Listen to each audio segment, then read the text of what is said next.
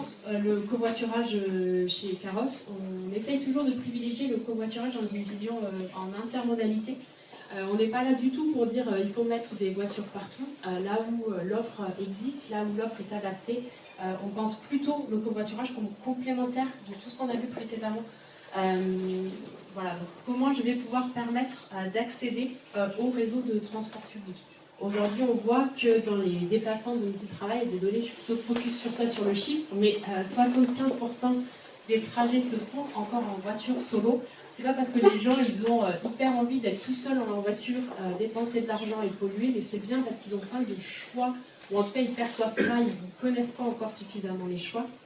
Donc nous, on est plutôt là pour dire, ces personnes-là, on va les aider à aller vers les réseaux de transport existants et pas seulement leur proposer de rester dans la voiture. Voilà, donc on fait beaucoup, on pousse en tout cas beaucoup cette vision du covoiturage comme complémentaire du réseau de transport structurant, métro, bus et train, évidemment.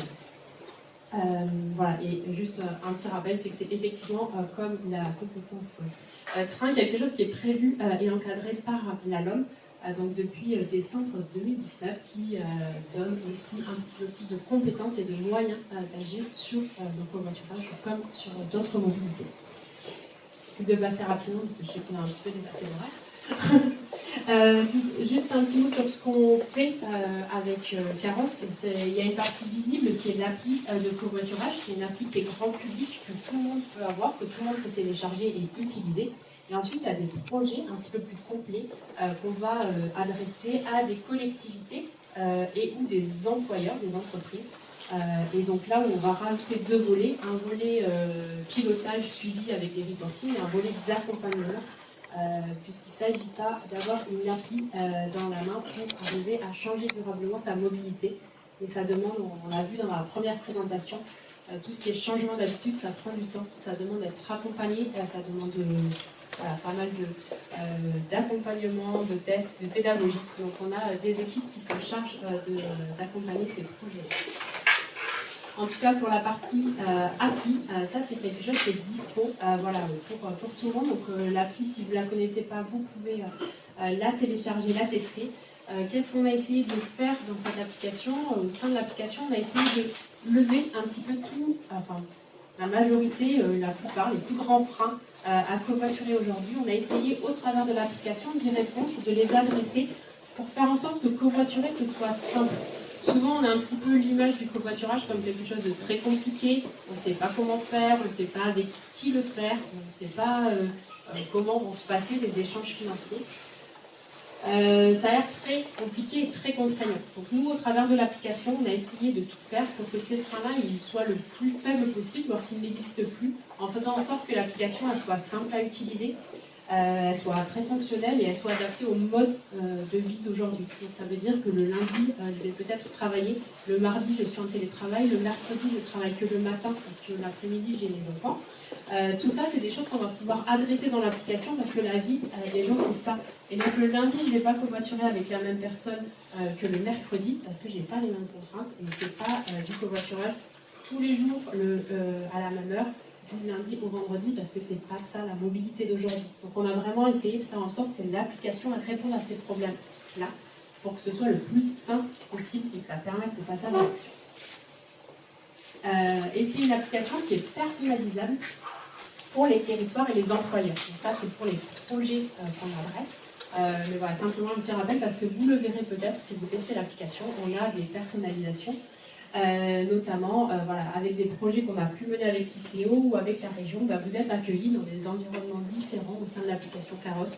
Si vous êtes dans un projet concerné par le partenariat avec la région, c'est pas du tout le même habillage que quand on est en Île-de-France ou en Normandie ou vraiment par exemple.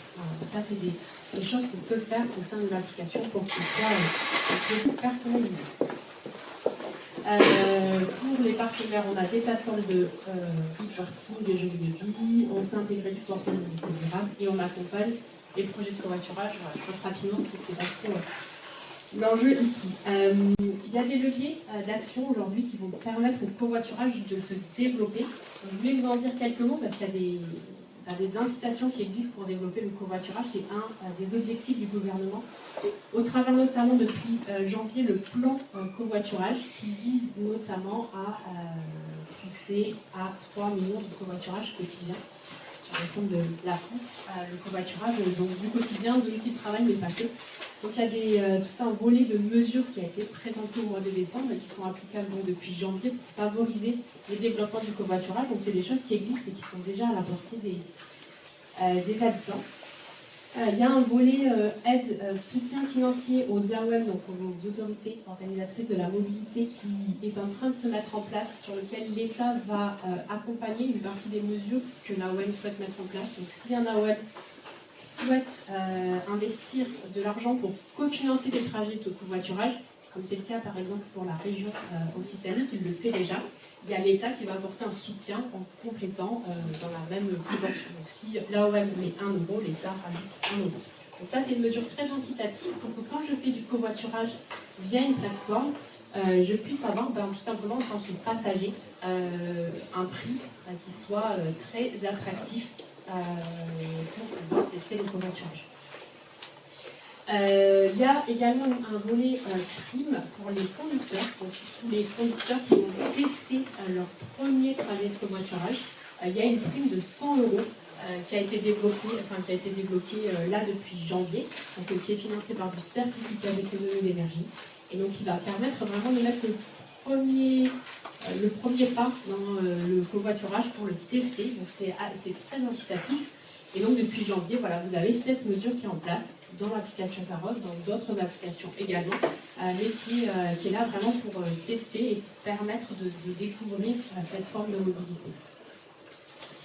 Au travers de l'application Caros, on a d'autres leviers qui sont en place. Il y a notamment une machine à cadeaux qui vous permet à la fin de chaque covoiturage de tenter votre chance pour essayer de gagner des lots ou des réductions sur les trajets.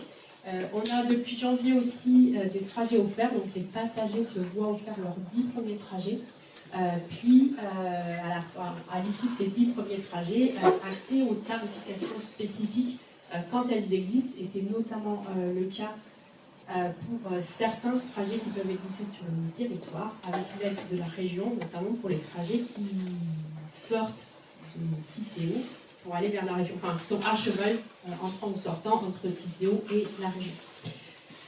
Et un programme de parrainage. Tout ça, c'est des incitations qui sont destinées à découvrir le covoiturage et tester, parce qu'on sait que ce qui est le plus difficile, c'est le premier pas, souvent le premier test. Souvent, après, c'est une mobilité qui est simple à changer, donc le plus important, c'est d'essayer de faire le premier test. C'est pour ça qu'on a pas mal de mesures en place. Et des mesures aussi qui existent pour les partenaires premium, donc notamment les employeurs par exemple qui sont en contrat. J'en parle rapidement parce que c'est des choses qui existent beaucoup dans l'agglo. Donc il y a la possibilité d'avoir des places de parking réservées, c'est un dispositif qui marche assez bien, et de l'assistance pour voilà, et juste quelques mots sur ce qu'on fait à Toulouse. Donc Caros, c'est pas une société toulousaine. On est présent partout en France, mais on est notamment beaucoup présent à Toulouse, sur lequel on a un bureau. C'est une 50aine de personnes. Caros et nous, à Toulouse, on est 7. Donc voilà, c'est quand même une antenne importante, en tout cas la plus importante. Après le siège, donc on est déjà présent au travers du territoire. Ça, c'est la carte des trajets qui ont été réalisés l'année dernière. Donc on voit on covoiture à peu près partout aujourd'hui, vers à peu près partout. C'est l'avantage aussi, puisqu'on a pas mal parlé de trains, de réseaux structurants, que ce soit métro, bus aussi. C'est notamment ça, quand on parle de rabattement, hein, c'est pouvoir aller de là vers le réseau structurant. C'est ça aussi pour les gens covoiturage, et c'est un des avantages et une des façons de covoiturer avec l'intermodalité. On a des employeurs qui sont impliqués pour faire parler covoiturage à leurs collaborateurs. J'en parle aussi parce que c'est important, c'est ce qui aide aussi beaucoup à développer le covoiturage. Et il y a probablement beaucoup d'habitants qui travaillent peut-être dans ces entreprises partenaires qui ont un projet aujourd'hui avec nous et qu'on accompagne pour développer la pratique. Un focus sur le cas de l'entreprise Safran. pas du tout depuis novembre 2022, mais depuis septembre 2018, donc c'est bien plus ancien. C'est une entreprise qu'on a accompagnée pour développer le covoiturage auprès des collaborateurs du site de Blagnac notamment, Blagnac et Colomiers. Donc simplement pour vous montrer que le covoiturage, ça peut fonctionner, parce que souvent on a un peu une image anecdotique, donc c'est vrai qu'en termes de part modale c'est très faible, mais ça peut vraiment fonctionner et donner des résultats. Donc là, sur un effectif de 1200 personnes, on a réussi à faire 17 800 trajets. Alors, ça peut paraître pas grand-chose, mais pour eux, c'est un vrai bénéfice par rapport à ce qu'ils avaient avant.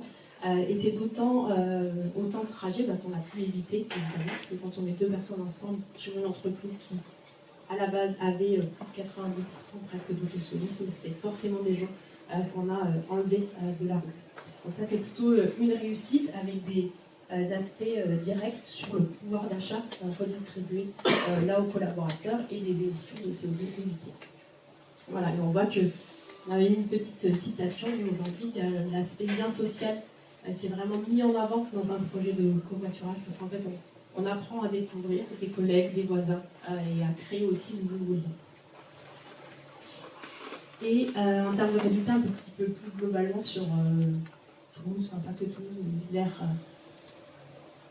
l'aglo en tout cas. On a un peu plus de 25 000 utilisateurs, alors pas tous actifs en même temps, mais c'est 380 000 trajets, beaucoup de kilomètres évités et près de 300 tonnes de CO2 évités. Sur l'année ou non, c'est depuis le début. Depuis 2018, je crois. Donc ça n'a pas été linéaire tout le temps, on a eu une progression assez forte. 2018 et 2020, on a quasiment arrêté avec le Covid le covoiturage et ça revient depuis, on n'est pas encore revenu, on est en train là, de revenir de nouveau pré-Covid, mais ça a mis du temps. Voilà, et avec des trajets, comme je le disais, de bout en bout en covoiturage, mais aussi des trajets en intermodalité. Toulouse, c'est quelque chose qu'on fait pas mal. 25% des utilisateurs de carrosses sont déjà testés au trajet en intermodalité au moins une fois. Donc c'est vraiment quelque chose qui plaît aussi dans la façon de se déplacer. Je crois que c'est tout. Voilà.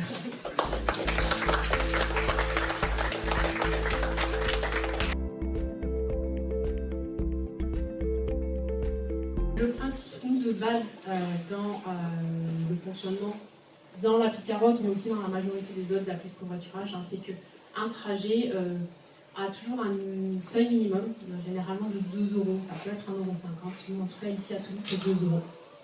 Donc à défaut de toute autre règle, un passager va s'acquitter auprès de son conducteur de 2 € pour un trajet entre 2 et 20 km. Ensuite, on rajoute 10 centimes du kilomètre au-delà. Tout simplement, c'est quoi ? C'est un principe de base de 10 centimes d'euros par kilomètre. C'est la moitié-moitié, en fait. C'est un partage de frais équivalent entre conducteur et passager. Mais on a ce fameux seuil de 2 € parce qu'on sait que sans ça, le conducteur n'ouvre pas sa porte et ne fait pas le petit crochet parfois nécessaire pour aller chercher le passager. Donc, en l'absence de toute autre règle, un passager va payer 2 € et un conducteur va gagner 2 €. Maintenant, il y a plusieurs choses qui font que ce prix peut varier, notamment pour 2 raisons. La première raison, c'est l'employeur. Je vais commencer par ça. Mais si mon employeur décide de m'aider financièrement dans ma mobilité, notamment au travers de forfait mobilité durable, l'employeur peut tout à fait dire pour les personnes qui viennent sur site en mobilité durable, je vais contribuer au coût du trajet, comme je le fais par exemple sur l'abonnement transport en commun. Je pourrais de la même façon prendre 50%, pourquoi pas, ou 100%, l'entreprise fait un peu ce qu'elle veut, en la matière en tout cas. Et donc l'entreprise peut venir compléter. Et donc je pourrais dire, voilà, moi je prends 50% en charge de la mobilité de mes collaborateurs en covoiturage, et donc mon passager ne paierait plus 2 €, mais plus qu'1 €. L'entreprise complète d'un €, et le conducteur lui touche toujours 2 €. J'ai commencé par ça, mais normalement c'est tout le truc qui vient à la fin. La collectivité peut elle aussi décider, notamment grâce à la LOM, de venir compléter tout ou partie du trajet du passager. Donc la collectivité, elle peut dire sur les 2 € que paye normalement mon passager, je peux décider d'en prendre une partie à ma charge. Une partie, enfin tout ou partie. Donc certaines collectivités prennent le covoiturage gratuit, peuvent même aller jusqu'à dire, voilà, chez moi, sur mon territoire, c'est gratuit, ou c'est inclus dans l'abonnement de transport en commun, ou chez moi, c'est 50 centimes, ou chez moi, c'est 1 euro. Enfin, la collectivité, elle décide de elle est compétente. Et donc, si elle a envie de venir cofinancer le prix du ticket, ce qu'on appelle le ticket du passager en covoiturage, elle peut dans la mesure de ce qu'elle décide. Et l'État abonde Alors, pour la moitié à ce... C'est très nouveau. C'est annoncé au mois de décembre. C'est en place normalement depuis janvier, mais c'est pas encore en termes de discussion sur les modalités pratiques de l'opération. Parfois, l'annonce précède un petit peu le plan. Qui rémunère Carrosse Et qui rémunère Carrosse? Ça, c'est une bonne question. Le partenaire. Donc, si une collectivité nous mandate pour opérer du covoiturage sur son territoire, la collectivité nous rémunère. Si une entreprise nous achète un projet d'entreprise, donc l'État va concerner ses collaborateurs, on a aussi on parle de rémunération. Mais c'est entre les bases, du coup, vous ne pas rémunérer. En l'absence de partenariat, oui, personne ne rémunère Carrosse. Mais soyons honnêtes, en l'absence de tout partenariat, généralement la règle 2 euros et pas d'accompagnement projet fait qu'il y a assez peu de covoiturage qui se font dans des endroits où on n'a personne qui donne un signal pour que le covoiturage se développe. Donc nous, la quasi-majorité de nos trajets se font dans des endroits où soit on a un contrat avec la collectivité, soit on a des contrats avec des employeurs, où les deux partenaires se font.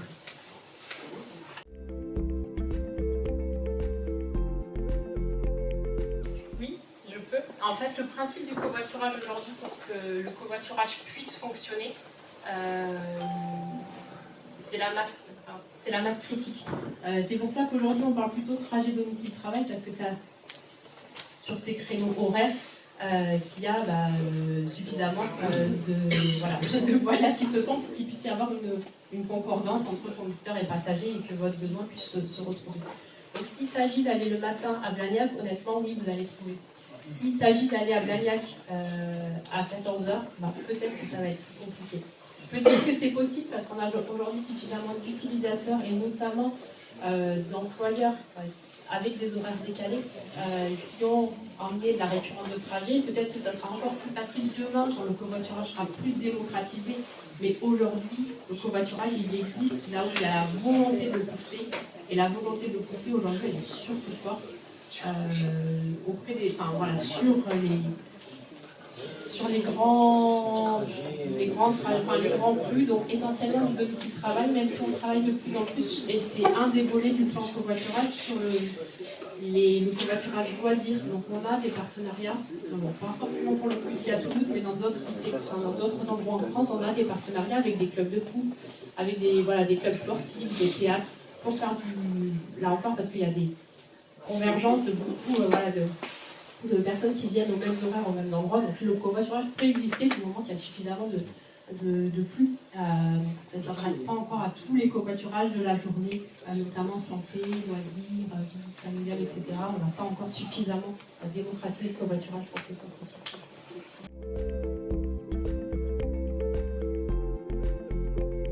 Aujourd'hui à Toulouse, le fonctionnement d'intermodalité il fonctionne plutôt bien et mieux que beaucoup d'autres endroits en France. Le seul endroit qui est au-dessus, en tout cas sur nos usages aujourd'hui, c'est l'Île-de-France. En Île-de-France, on fonctionne beaucoup en intermodalité parce qu'il y a beaucoup ce besoin de rabattement aussi vers des lignes structurantes.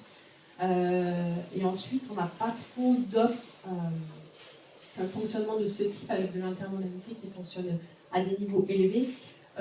Pourquoi? Parce que ce n'était pas toujours la commande qu'on avait aussi, nos pères dans le cadre d'une commande, et que si la collectivité n'aimait pas le besoin d'avoir de l'intermodalité, de le pousser, et ne met pas en place, il faut le dire aussi, une tarification, un petit peu comme pour le RER, une tarification qui est intégrée, le covoiturage en intermodalité a assez peu de chances de se développer. Il va se développer si c'est mis en avant dans l'application. Déjà, ça demande un peu de boulot, parce qu'il faut créer les lignes de notre côté, créer tout le système de matching, donc c'est voilà, de correspondance entre les besoins pour que ça puisse fonctionner comme ça. Donc on ne le fait pas si on ne le demande pas. Et voilà. Et si la collectivité elle dit pas, ben moi, avec mon pass de transport, vous pouvez covoiturer de façon intégrée, par exemple, en Ile-de-France, vous avez un pass Navigo, vous pouvez covoiturer, c'est inclus. Voilà. Ça, c'est vraiment les conditions pour que le covoiturage en intermodalité puisse fonctionner. Et c'est pas encore, ça n'a pas encore été la commande dans beaucoup de territoires, ce qui explique aujourd'hui que c'est assez peu développé. Ça allait beaucoup en Ile-de-France parce que historiquement, il y a vraiment cette demande assez forte et l'intégration au pass Navigo depuis plusieurs années. À Toulouse, c'était aussi comme ça qu'on a opéré historiquement dès le début, parce que le projet Commute nous demandait d'intervenir de cette façon. Donc voilà, ça s'est développé aussi comme ça, pour ces raisons-là. Donc on a vraiment des trajets qui vont de tout type de trajets, qui vont un petit peu partout. On l'a vu peut-être tout à l'heure sur la carte, mais on irrigue le territoire. C'est ça l'intérêt du covoiturage, c'est que on n'est pas dans un mode lourd, donc c'est beaucoup plus facile d'aller dans du rural. On ne mettra pas une ligne de train ou un bus même partout sur le territoire, on le sait.